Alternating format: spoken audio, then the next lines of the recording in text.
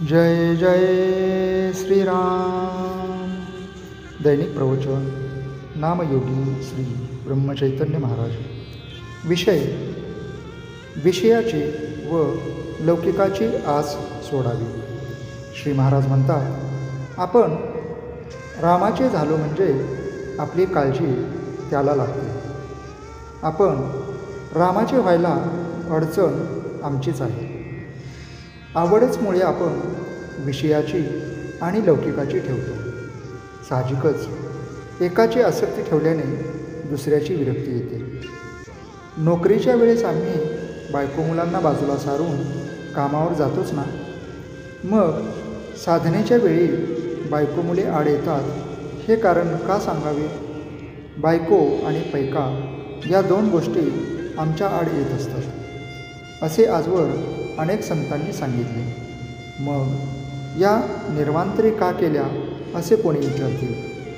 त्याला उत्तर म्हणजे, काड्याच्या पेटीने विस्तवही पेटविता येतो आणि घरही जाळता येते. त्याचा जसा आपण उपयोग करावा तसा तो होतो. खरे म्हणजे आम्हाला भगवंताची तळमळच लागत नाही. एकजण मला म्हणाला की मला प्रपंच टाकावासा वाटतो. मी त्याला म्हटले, नुसता प्रपंच टाकण्याने तुला वैराग्य कसे येईल? वैराग्याला नेहमी विवेकाची जोड लागते. तू आपला मीपणा टाकलास तरी खूप झाले. चांगले कर्म आड येत नाही असे थोडेच आहे. वाईट कर्म कोणाला सांगण्याची तरी आपल्याला लाज वाटते, पण सत्कर्म आपण अभिमानाने ज्याला त्याला सांगत सुटतो. मागील जन्मी पाप केले होते म्हणून या जन्मी हे भोगतो असे म्हणतो, आणि आत्ता चांगली कर्मे करतो म्हणजे पुढल्या जन्मी सुख लागेल असे म्हणतो.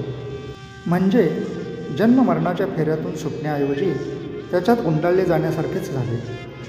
दुष्कर्मामुळे पश्चाताप होऊन एकदा तरी भगवंताची आठवण होईल, परंतु सत्कर्माचा अहंकार चांगल्या माणसालाही कुठे नेऊन सोडेल याचा पत्ता लागणार नाही.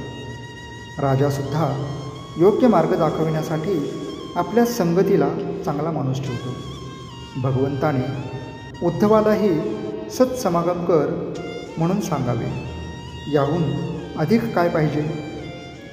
कडू कारले खाल्ले तर कडूपणाचीच प्रचिती येते.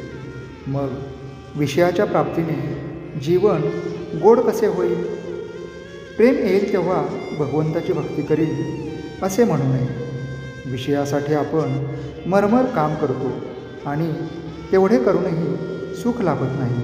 मग भगवंताचे नाव न घेता प्रेम येत नाही हे म्हणणे किती वेडेपणाचे आहे.